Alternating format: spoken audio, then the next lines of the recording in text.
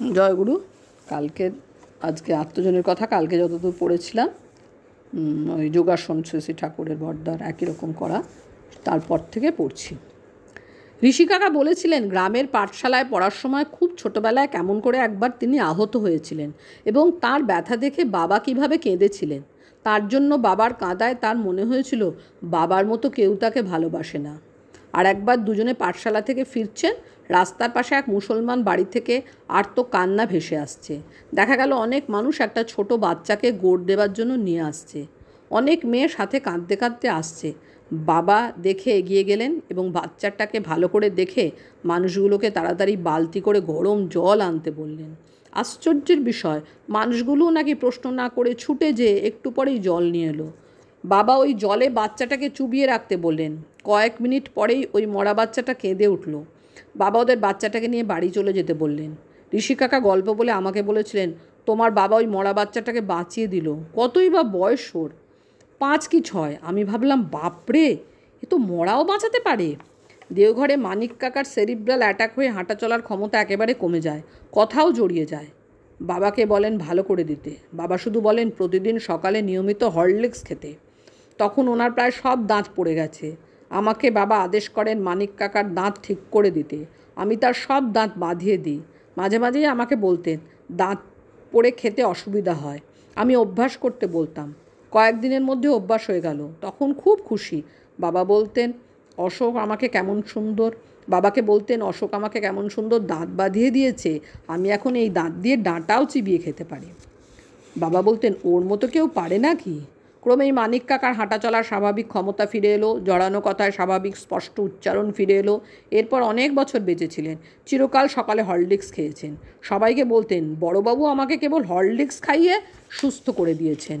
এই প্রসঙ্গে বলি, পাবনায় আপামর জনসাধারণের কাছে বাবার পরিচয় বড়বাবু, অনেকে বড়দাও বলতেন। আমার মেজদাদুকে ঠাকুরের মধ্যম ভ্রাতা সৎসঙ্গের প্রতিনিধি নায়ক প্রভাস রঞ্জন চক্রবর্তী, সবাই বলতেন মাঝেন বাবু বা মেজবাবু।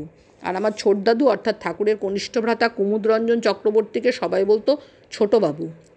আবার আমার কাকাকে সবাই ছোটবাবু বলেই ডাকতো। ঠাকুর সকলের ঠাকুর, আপামর দেশবাসী তাকে ঠাকুরই বলেছে চিরকাল। আর বাবাও সকলের বড়বাবু। বড়দা বা বড়বাবু বলতে কেবলমাত্র তাঁকেই বোঝায়। ঋষি কাকা মানিক কাকার কাছে অনেক ঘটনা শোনা যেত। একবার গ্রামে বাঘ এসেছিল।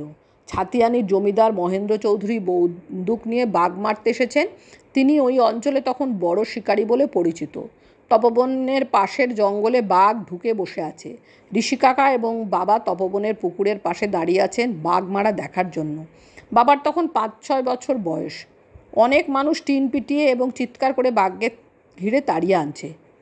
হঠাৎ কেমন করে বাঘটা জঙ্গল থেকে দৌড়ে এসে ওদের মাথার উপর দিয়ে লাফ দিয়ে চলে গেল। ঋষি কাকা বললেন, বাঘটা বিরাট ছিল, তোমার বাবার ভয় হলো না দেখে আমারও হলো না।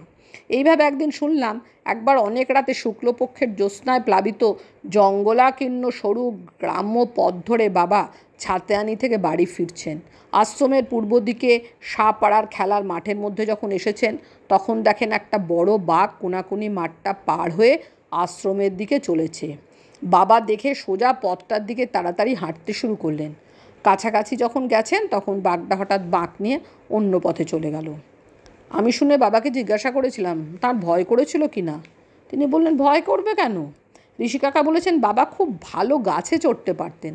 একবার প্রচণ্ড ঝড় হচ্ছে, ডাবের খুব প্রয়োজন কোনো রোগীর জন্য। ওই ঝড়ের মধ্যেই বাবা নারকোল গাছে উঠে পড়লেন। গাছটা তখন ভয়ঙ্কর দুলছিল। ঋষি কাকা নিচ থেকে চিৎকার করছিলেন, পড়িস না। বাবা নির্ভয় গাছ থেকে ডাব ছিঁড়ে ছিঁড়ে নিচে ফেলে ঋষি কাকাকে ধরতে বলছিলেন। ঋষি কাকা লুফে লুফে মাটিতে রাখছিলেন যাতে ফেটে না যায়। বললেন, ওভাবে গাছে চড়া তিনি কল্পনাও করতে পারেন না। তবে তিনিও নাকি ওস্তাদ গাছ চড়িয়েছিলেন। বাবা কিন্তু আমাদের গাছে বিশেষ চড়তে দিতেন না। সৎসঙ্গের কর্মী প্রকাশচন্দ্র বসু আমাদের বাড়ি সংলগ্ন কর্তার কাঠের দোতলা বাড়িতে থাকতেন। তার দ্বিতীয়া কন্যা শেফালি আমার দিদির থেকে বয়সে কয়েকদিনের ছোট। আজও শেফালির সাথে আমার সম্পর্ক ভাই বোনের মতো। একবার আমার অনেক ছোট বয়সে আমাদের বাড়ির গেটের বাইরে একটা পেয়ারা গাছ থেকে শেফালি পড়ে যায় এবং তার নাক কেটে যায়।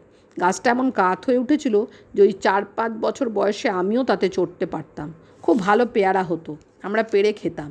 এরপর সেই দিনই বাবা গাছটা কাটিয়ে দেন যাতে আর কেউ না পড়ে যায়। আমাদের খুব মন খারাপ হয়েছিল। এর অনেক পরে 1948 সালে দেওঘরে গোলাপবাগে থাকার সময় আউটার ব্রিজ বলে জনৈক সাহেবের খুব পেট খারাপ হয়। ডাক্তার ডাব খাওয়াতে বলে। ডাব তখন দেওঘরে পাওয়া যায় না। ঘটনাক্রমে ওই বাড়ির বাগানেই গাছে ডাব ছিল। বাবা বলতেন তিনি ডাব পারবেন। আমরা সবাই আপত্তি করায় আমার কাছে জানতে চাইলেন আমি পারতে পারবো কি না এবং আগে ডাব পেরেছি কি না। বললাম পারিনি, তবে পারতে পারবো। গাছে উঠে পেরে আনলাম। নামার সময় বুক ছড়ে গেল। বাবা তখন কী কায়দায় নামলে বুক ছড়তো না তা শিখিয়ে দিলেন। ঋষি কাকা, মানিক কাকা দুজনেই বলতেন তোমার বাবার জন্য আমরা কিছুই করিনি। ও চিরকাল আমাদের ভালোবেসে যখন যা দরকার করে গেছে। ও এমন সকলের জন্যই করেছে আজীবন। ঠাকুরের ছেলে তো, তোমার বাবা ঠাকুরই, অন্য এক শরীরে। ওরা দুজনেই বলতেন তোমার বাবা চিরকাল ধরে দেশের গরিব অসহায় মানুষদের চুপচাপ বাঁচিয়ে গেছে। দুর্ভিক্ষেও কাউকে মরতে দেয়নি। কি করেছে তাও কাউকে বলেনি। ওর মতো মানুষ আর আছে নাকি? ও মানুষ না, দেবতা। ঋষি কাকার খুড়তুতো দাদা প্রভাস চৌধুরী বাবার থেকে বছর 7-8 বড় ছিলেন। তিনি স্বভাব কবি। অনেক দিন সৎসঙ্গ পত্রিকার সহসম্পাদক হিসেবেও কাজ করেছিলেন। তিনি বাবার ও নিজের বাল্যবয়সের ঘটনাবলী নিয়ে মানিকজোড় বলে একটি বই লিখেছিলেন। বইটি তখন সৎসঙ্গ পাবলিশিং হাউস থেকে ছাপাও হয়। বর্তমানে সেটি পাওয়া যায় না। তাতে বাবার সম্বন্ধে এমন অজস্র কাহিনী লিপিবদ্ধ করেছিলেন।